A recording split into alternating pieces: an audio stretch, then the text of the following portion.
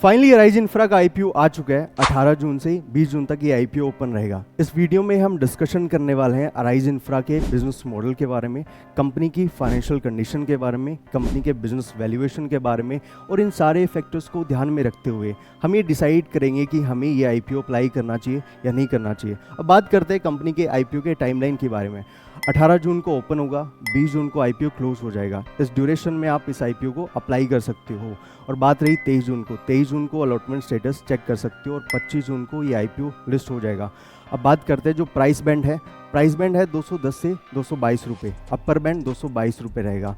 और अगर retail category को इस आईपीओ में अप्लाई करना है तो मिनिमम 67 शेयर्स के लिए अप्लाई करना पड़ेगा, जहां इन्वेस्टमेंट वैल्यू रहेगी 14,875 रुपये।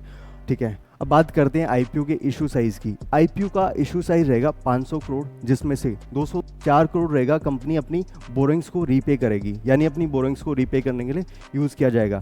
170 करोड़ कंपनी अपनी वर्किंग कैपिटल्स को यूज़ करेगी। जो इंफ्रा कंपनी होती है, इनका जो वर्किंग कैपिटल की नीड होती है बहुत ज़्यादा होती है। और जो 48 करोड़ है कंपनी अपनी सब्सिडरी की वर्किंग कैपिटल को रीपे करने के लिए करेगी। ठीक है, बात करते हैं अराइज इंफ्रा की। अराइज इंफ्रा 2021 में इनकॉर्पोरेट करी थी और ये कंपनी बेसिकली इंफ्रा और जो बिल्डर्स होते हैं इनको कंस्ट्रक्शन मटेरियल सप्लाई करते हैं। आप इनकी एक वेबसाइट है, उनके थ्रू आप ऑर्डर प्लेस कर सकते हो और ये साथ साथ आपको कंसल्टेंसी सर्विसेज भी प्रोवाइड करती है। ऑर्डर प्लेस करने के बाद जो ट्रांसपोर्टेशन से लेके डॉक्यूमेंटेशन तक ये सारी सर्विसेज कंपनी प्रोवाइड करती है। अब बात करते हैं कंपनी के फाइनेंशियल कंडीशन की। कंपनी के जो एसेट्स है वो कॉन्टीन्यूसली इंक्रीज होते जा रहे हैं। जो करंट फाइनेंशियल ईयर में एसेट्स है 586 करोड़, कंपनी के जो रिवेन्यूज़ है 557 करोड़, और रिवेन्यू बहुत फ्लेक्सिबल है हर फाइनेंशियल ईयर में। ठीक है, अब बात करते हैं कंपनी का जो प्रॉफिट है। कंपनी लॉस मेकिंग कंपनी है और कंपनी ने इस फाइनेंशियल ईयर में फर्स्ट टाइम कंपनी ने प्रॉफिट जनरेट करे हैं, जो कि एक लॉस मेकिंग कंपनी है। और बात रही रिजर्व्स की, रिजर्व्स कॉन्टीन्यूसली लॉस में थे और फर्स्ट टाइम कंपनी के रिजर्व्स पॉजिटिव में आए हैं। और कंपनी की जो बोरोइंग है कॉन्टीन्यूसली इंक्रीज होती जा रही है, जो कि एक नेगेटिव पॉइंट है। और जब कंपनी लॉस मेकिंग कंपनी होती है तो रिटेल के लिए मैक्स टू मैक्स 10% का रिजर्वेशन होता है, उससे ज़्यादा नहीं होता।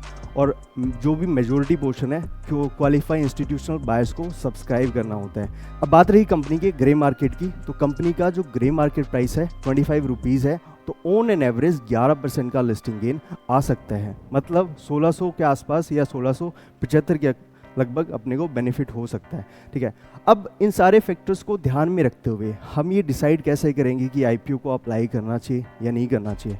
तो उससे पहले मैं कुछ चीज़ें बता देता हूँ। फर्स्ट ऑफ ऑल, कंपनी एक लॉस मेकिंग कंपनी है। कंपनी के रिजर्व्स कॉन्टीन्यूसली लॉस में थे और जो कंपनी की जो प्रमोटर होल्डिंग है वो कॉन्टीन्यूसली डिक्रीज होती जा रही है फ्रॉम 51% टू 37%। कंपनी एक स्मॉल कैप कंपनी है और जो कंपनी का ग्रे मार्केट प्राइस है वो 20% से भी कम है। अगर इन सारे फैक्टर्स को ध्यान में रखा जाए तो ओवरऑल कंपनी की फंडामेंटल्स बहुत वीक है। कंपनी का बिजनेस इन फ्यूचर बहुत अच्छा जा सकता है। जो कंपनी के फंडामेंटल्स है बहुत वीक है, तो अप्लाई करना है या नहीं करना, इन सारे फैक्टर्स को ध्यान में रखकर आप अप्लाई कर सकते हो। ठीक है, और बात रही ये वीडियो सिर्फ इन्फॉर्मेटिव पर्पज़ के लिए है। इस वीडियो का मोटो ये नहीं है कि आपको अप्लाई करना चाहिए या नहीं करना चाहिए एट द एंड। और अगर आपको इस टाइप का कंटेंट पसंद है तो आप इस चैनल को सब्सक्राइब कीजिए, लाइक कीजिए, शेयर कीजिए और stay connected. Thank you so much.